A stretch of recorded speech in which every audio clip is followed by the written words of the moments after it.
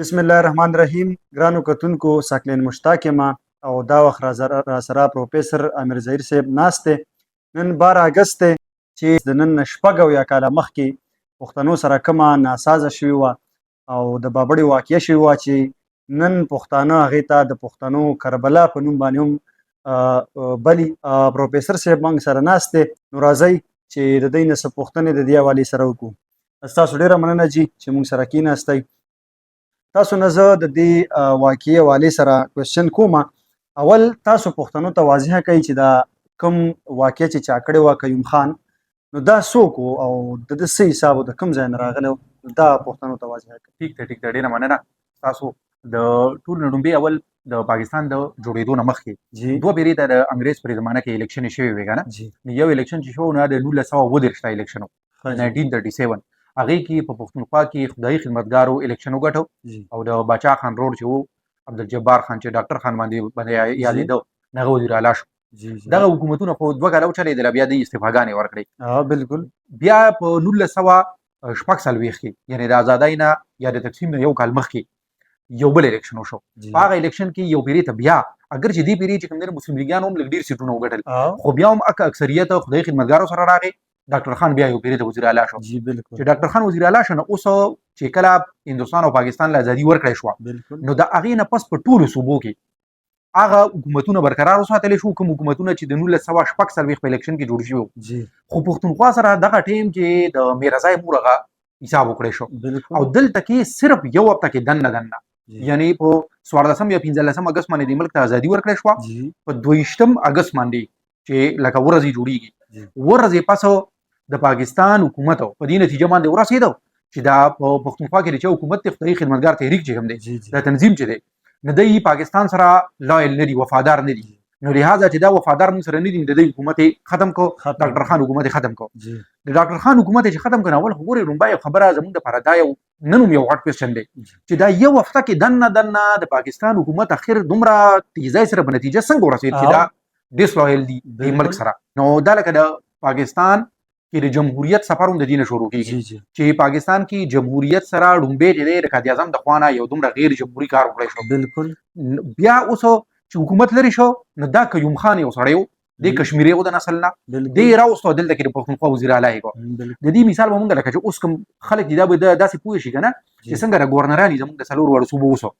نو ګورنر خو داسې هم کېدای شي چې د یوې صوبې د بلې صوبې ګورنر شي. لکه داسې شوي چې اویس غني د بلوچستان هم ګورنر پاتې شوی دی، د پښتونخوا هم پاتې شوی دی. دا ګورنران ان الیکټډ خلک یې کنه او دا خو ګورنمنت چې د چا یې هغه راوستی شي. اوس هغه زمانه کې د قیوم خان چې دی خو په الیکشن رانغی نه دی وفاقي حکومت راوستو. د ده مثال داسې دی لکه د اوسني ګورنران چې اوس دا اوسنی ګورنر چې کوم دی به څه کوي، دی خو چې وفاق کې چې حکومت یې دی به هغه سړی هغه چې ورته څه وایي نه هغه کار به کوي. نو د دې موږ دا ویلی شو چې دا لکه د هغه یو کټپوتلي و، د هغه یو پپېټ و، هغه دلته کې راوستو کېنو او بیا هغه چې ورته د شانه څه وي نه هغه شان کار ته کوو. اوس له پاکستان د انګرېز د غلامۍ نه راووت که نه نو زه سوچ خو غلامان وغه که نه تر اوسه پورې به څه تر اوسه پورې د انګرېز حکومت و، انګرېز اسټابلیشمنټ و، هغوی طاقتور و او هغوی چې چار چاپېره کوم خپل ایجنټان کینولي وو او په موږ حکومتونه کول، هغوی به د انګرېز د خوشحالولو لپاره هغه کارونه کول چې به ډېر زیات بد کارونه لکه د دې یو پیرې ته باچا خان وایي صوابۍ ته راغلی و یا روسین کې و او هلته کې ګرځېده وایي صفایه یو مهم و هغې کې راغلی و. یو مسلم لیګي مشر ولو کله هغه چې کوم دی نه راغی او باچا خان ته د خلکو په مخ کې وایي چې سی په خوله راتللی ناروا یې ورته وویل. اوس دې ځای کې پښتنو ته دا هم یو خبره لکه موږ دا کلیر کړو که نه چې باچا خان ته بد رد ویل د ټولو نه اسان کار و ځکه چې هغه سړی د عدم تشدد و. دې خلکو ته هم د مسلم لیګیانو ته دا پته وه چې دې ته که موږ څه وګورو نو دې هم څه نه وایي، دا ورسره چې کوم ولر دی نو که هغې غوسه کېږي هم خو دی ورته وایي څه مه وایي هغې هم څه نه وایي. بالکل صحیح. نه هغه ټیم یو سړی و په دې خدایي خدمتګارو کې او هغه چې کوم دی باچا خان ته وایي چې دا سړی چې کوم دی ډېر حد نه سیوا شو نو د سره چې کوم دی د سره بدله زه هغه کار وکړم چې دی به یاد ساتي. باچا خان ورته وایي چې نه چې تاسو ته پته ده چې دی ما دره بدې ردې ولې وایي دی به وځي نه دی د دې چې کوم کار یې لکه انګرېز هغوی ته به هغه خپله سټوري بیانوي چې ما باچا خان ته بد راته وایي نو بیا به هغوی دله په ملا باندې ډب ورکوي شاباشۍ به ورته وایي د ده نه به ډېر خوشحالېږي او دی به بیا هم وایي چې وګوره ما لکه دومره غټه وفاداري وکړه. د قیوم خان مثال دک و دی د پاکستان د حکومت لکه څنګه د انګرېز په زمانه کې د هغوی هغه چمچې وې دی د هغوی او د هغوی د خوشحالو لپاره دی تر هر حده پورې تللی شو. چې کوم دی کې بل کوېسچن جوړېږي نو د دې بړې واقعي پس منظر څه و، دا څنګه مخې ته راله؟ اول دا چې اوس چې لکه د دې نوم موږ ته لکه کلیر کېږي چې د پاکستان د جوړېدو نه پس هم د پاکستان د حکومت چې دی نو خدای خدمتګارو ته نیت ښه نه و. جی بالکل. په 15 جون 1948 په دې باندې چې کوم دی مکمل بس باچا خان د خپل سره د خپل زوی د ولی خان او نور چې د خدای خدمتګارو کوم مشرانو ټول گرفتار کړل. په خدای خدمتګار تحریک باندې پابندي ولګوله. نو اول خو دې ځکه یو بل وضاحت دی هغه دا چې د زمونږ کومرونه د نن نوی چې د سیاست راغلي دي کنه نه دی وی چې په فلانکای پټای باندې اوس لکه پابندي لګي بالکل او موږ سره چې سکیږي نه دا لګي چا سره نه دي شي. الانګه د پاکستان د جوړېدو نه پس ټول رنګ دا سختي شروع شوې دي او ټول ډومبه شکار چې کوم نه خدای خدمتګار ونه ټول ډومبه راځدای نه پس چې بچا باندې پابندي لګول شي او خدای خدمتګار تنظیم نو په دې باندې پابندي لګول شو. اوس دا په اصل کې د دغه گرفتارو او د پابندۍ خلاف پښتنو احتجاج کو. د احتجاج لپاره د 12 اگست ورځ ټاکل شو او دا کړه 4 سدي د بابړې راځي چې دیګ براغونډي نو چې دیګ براغونډي نو اوس احتجاج د دنیا هر یو ملک هر یو عین چې د احتجاج حق ورکړي چې جمهوریت بالکل ورکړي د ایتم د حق حاصلو د چې کله راوته نو دا کوم خان چې د مخکې ذهنیت جوړ کړو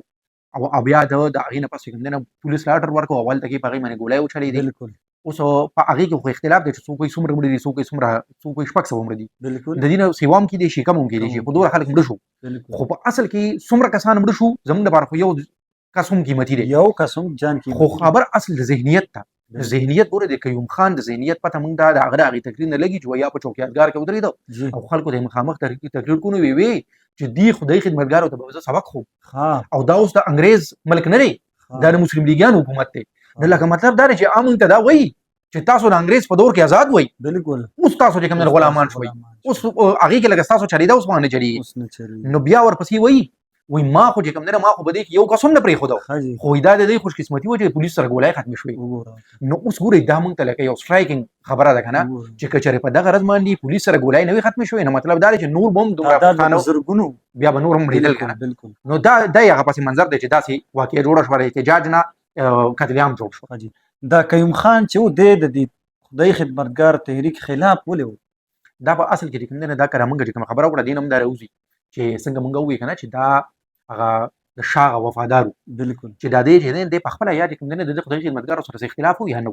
خو په اصل کې چې څوک نهستو د شانه د چا اډر کو د هغه د خوشحالي لپاره چې کوم نه دومره زیات مخالفت کو او اوس وګورئ نن په پاکستان کې کوم نه دغه شان حال لې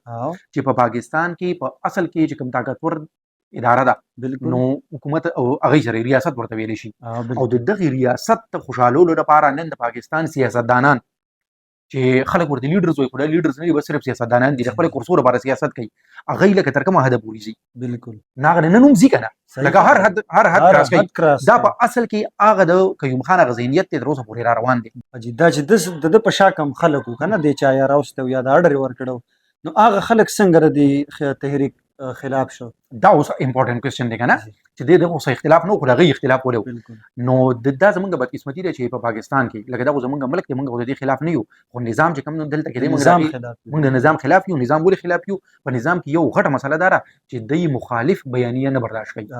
مطلب دا دی چې د سټیټ یو نریټیو جوړ کړی دا یو بیانیه ده د ریاست د هغه ریاست د بیانیه کته اخو د خوا کې نه بیا په تامه لغداري الزام لګي او تر دې پوری چې څنګه بابړی اخواقیا چې کوم سټیپ بای سټیپ د گرفتارونو پاسو قتل عام تلل نو دا چې تر قتل عام پورې تر یوز اف فورس پورې ملل شي نو مطلب دا دی ولې د خدای خدمتګار تحریک خلاف صرف شارټ جواب ادارې چې دا غي بیانیه د سټیټ د بیانیه خلاف لکه د سټیټ نو اوس دا خبره ده چې د بیانیه د سټیټ د بیانیه داسې خلاف نه وګڼي چې هغه نه پاکستان تاسو نقصان او هیڅ نقصان نه ځکه چې باچا خان کله قائد اعظم سره ملاقات کړو د دینه مخکې وي په اپریل کې نو وی د ملاقات نه بس قائد اعظم ویلو چې زما په ځل کې چې کوم شګوګ شوبات واخدم شو بیا دا غینه پس دا وایو چې باچا خان قائد اعظم ته دا لکه دعوت ولا ورکو چې کله په خبر تراشي نو زمونږ یو پروګرام دی ته باغی ترازی وی قائد اعظم چې کوم نه هغه ته ویلینګ شو وی چې زبر اعظم بیا کله چې قائد اعظم په خبر ته دوره وکړه هغه پروګرام ترانه غي ناغم خلک وی چې دا لکه د قیوم خان او د کټوله چې موږ نه غیر قائد اعظم وګونه ډکړل او دای جنینو قائد اعظم اغلتا لاړ نه لکه د مخالف بیاني مطلب ای چری د نه دیږي چې د ریاست یا پاکستان مخالفي خودی داسې غنی کې چې د پاکستان د ریاست مخالف نه دا د پښتنو چې کم قتل عام شو په سونو د پښتنو سم نه پويږي نو د دې نتیجه سره وته او د دې پښتنو مخ ته د واقعي اهمیت څه د خلکو سم نه پويږي هغه ټیم چې کوم نتیجه راوته نه هغه خدا و چې بیا لکه چې کړه داسې بوشو نو پښتون نېشنلزم چې کوم دی نه دلته کې پروموټ شو چې په دغه زمانه کې بیا د پښتونستان موومېنټ شروع شو او بیا پښتنو وی چې موږ ځان له یو جدا ملک جوړو یا موږ ګریټر پښتونستان جوړو چې موږ افغانستان سره یو ځای شو او بیا هغې نه په هغه وخت کې چې کوم دی چې کوم د افغانستان حکومت و هغوی هم د پښتونستان دا چې کومه مسله وه دا یې کوم دی دا یې ډېر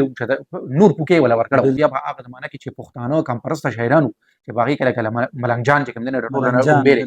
هغوی چې کوم دی نه هغوی شعرونه بیا هغې کې به هره خبره کې به د هغې لکه چې زه چې پیماینې یم د هغه پښتونستان دی او د پښتونستان نه دا پروموټ کو نو دا اصل کې ګورئ دا اوس دا خبره ده که نه چې دا اوس په بنګلادیش کې څه وشو که نه نو دا ډېر زیات خلک وایي که نه چې په دې کې څوک وایي د امریکې لاس څوک وایي د چین لاس څوک وایي د پاکستان لاس زما زه دا وایم که نه چې لاس ارجه و دا لاس الي وي که نه چې د دننه نه ورته سپیس میلاو شي نو د دننه نه که په شیخ حسینه واجد کې مثلا نه ونه هېڅ چرې به داسې نه کېدل اوس دغه ټایم کې ګورئ که څوک وایي که نه چې دا ګورئ افغانستان هم هغه ټایم زموږ خلاف استعمال شوی دی افغانستان استعمال شوی دی که هر څوک استعمال شوی دی خو تا ولې ځای ورکړی تا چې په بابړه کې دومره خلک قتل کړل بیا به خامخا د پښتونستان دا مسله راوچتېده او دا خبره به کېده دا پکې هغه ټایم دا هغه ټایم سره نتایج و که نه او هغه ټایم سره یو نتیجه دا وخته چې وقتي طور سره خلکو ته دا ښکاره شو چې خدای خدمتګار تحریک ختم شو لکه څنګه چې اوس هم ګورئ نه لکه چې کوم یو پارټۍ باندې سخت راشي لکه د ضیاء الحق په زمانه کې هغوی پیپل پارټي ختمو خلکو هم وي بس پیپل پارټي ختمه شوه چې بټو باندې شي که نه داسې حالت جوړ شو لیډر چې ختم شي نو بس بیا چې کله را مشرف راغی نه په هغه زمانه کې خلکو ته داسې ښکاره شوه چې مسلم لیگ ختم شو نون ختم شو دا اوس چې کوم دی نه د پی ټي آی باندې دومره د طاقت په لاره باندې که چېرې پارټۍ ختمېدې نو لومبۍ به خدای خدمتګار تحریک ختم شو نو هغه ټایم خلکو ته ښکاره شو چې ختم شو ختم نه شو د دې اوس د پښتنو لپاره څه اهمیت دی نه پښتنو لپاره هغه اهمیت چې کوم دی نه داسې دی که نه چې دوه خبرې دي پکې یو خو نیګیټیو ده هغه نیګیټیو دا ده چې دا د پښتنو لکه د پښتون قومو په مجموعي توګه په سب کانشیس کې په لاشعور کې چې کوم دی نه یو بده پیښه ده چې پرته ده دې ځای کې لکه دا چې موږ ته کله هم رایاد شي نو موږ په دې ملک کې چې کوم دی نه ځان انسیکیور محسوس بالکل موږ ځان په دې ملک کې چې کوم دی افسوس مقام دی بالکل موږ ځان په دې ملک کې ګوره داسې موږ ریالایز کړو چې موږ لکه سیکنډ ګریډ سیټیزنز یو یعنې چې د لومبۍ درجې سیټیزن پنجابیان دي بیا موږ د دویمې درجې یو اهمیت نشته ځکه چې موږ سره د دویمې درجې سلوک شوی دی یو ګورئ یو خو دا هغه نیګیټیو ده چې دا زموږ یاداشت کې پرته ده دا زموږ د یاداشت نه وځي نه او دا موږ ته بیا به رایادېږي بالکل بله چې کوم دی نه پازیټیو د دې هغه موږ ته یو سبق دی او پازیټیو سبق دا دی چې دا د مزاحمت یو لوی علامت دی چې وګورئ په دې ملک کې خو د ټولو نه لومبۍ که چا مزاحمت کړی دی نه هغه پښتنو کړی دی د دې ملک کې که د ټولو نه لومبۍ د خپل حق دپاره یا د خپل لیډر دپاره راوتي دي چې دا هغه ولې ګرفتار کړو نو هغه پښتانه راوتي دي بیا چې پښتنو دغه مزاحمت کړی دی نو د مزاحمت نتیجه راوتې ده دې پسې چې کوم دی که خیال تاسو وکړئ دې واقع 12 اګست دی که نه ورپسې راځي 14 اګست چې هغې کې د پاکستان دا سندرې مندرې هغه یو شاعر پکې ویل هم دی وایي